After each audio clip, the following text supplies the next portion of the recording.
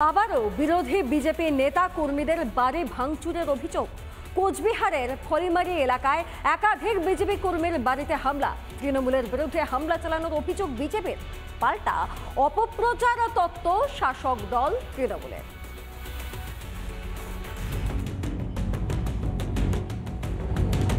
পঞ্চায়েত হোক বা বিধানসভা ভোট, বারবারই শিরোনামে বিরোধীদের আক্রান্ত হওয়ার খবর। হুমকি হুঁশিয়ারি তো এ রাজ্যে যেন জল ভাতে পরিণত হয়েছে। এবার একই ছবি দেখা গেল কোচবিহারের ফলিমারি এলাকায়। অভিযোগ, বেছে বেছে বিজেপি কর্মী সমর্থকদের বাড়িতে হামলা চালানো হয়।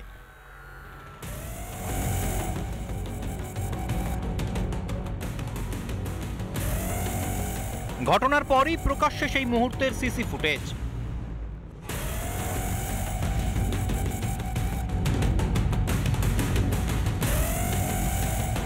এই ঘটনায় শাসক দলকে কাঠগড়ায় তুলেছে বিজেপি নেতৃত্ব।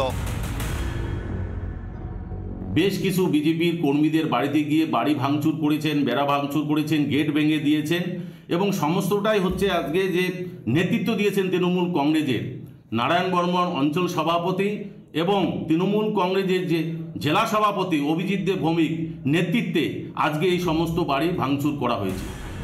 শাসক দলের যোগ নস্যাৎ করে সাফাই তৃণমূল নেতৃত্বের।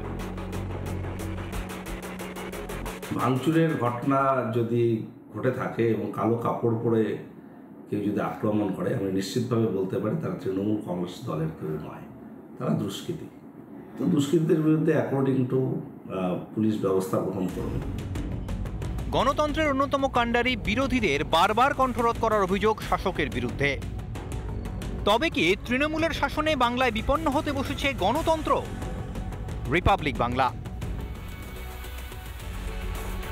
মদ্যপ যুবকদের তাণ্ডব, পরিবারের সদস্যকে বাঁচাতে গিয়ে আহত বাড়ির মহিলারা। ঘটনায় শোরগোল শিলিগুড়ির সারদাপল্লীতে। মদ্যপ কিছু যুবক হঠাৎ চড়াও হয় সারদাপল্লী এলাকার প্রহ্লাদ দাস নামক এক যুবকের ওপর। তাকে বাঁচাতে গিয়ে গুরুতর আহত হন তার পরিবারের সদস্যরা, বাদ যায়নি বাড়ির মহিলারাও।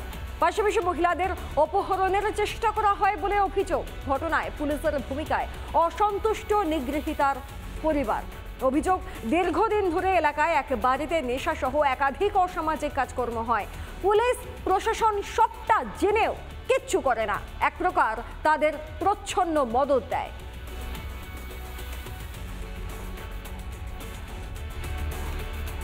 আমি যাওয়ার পরে তারপরে আমাদের সুতা মারা শুরু হয়ে যায়। পুরো মদ খেয়ে আসছিল, মাইরে দিচ্ছে। আমরা ফোন ওদের বাঁচাতে গিয়ে আমরা বাইতেছি বোনকে আর কি একটা মাইরে মাথা পুরো ফাটানো হচ্ছে। এখনো হচ্ছে হসপিটালে।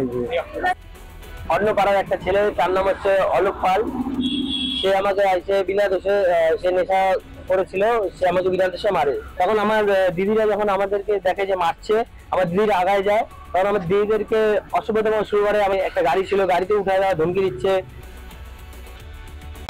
নানা ধরনের কন্টেন্ট দেখার জন্য লাইক করুন, শেয়ার করুন আমাদের ফেসবুক পেজ, সাবস্ক্রাইব করুন আমাদের ইউটিউব চ্যানেল। পাশাপাশি অন্যান্য ব্রেকিং নিউজের জন্য অবশ্যই চোখ রাখুন রিপাবলিক বাংলায়।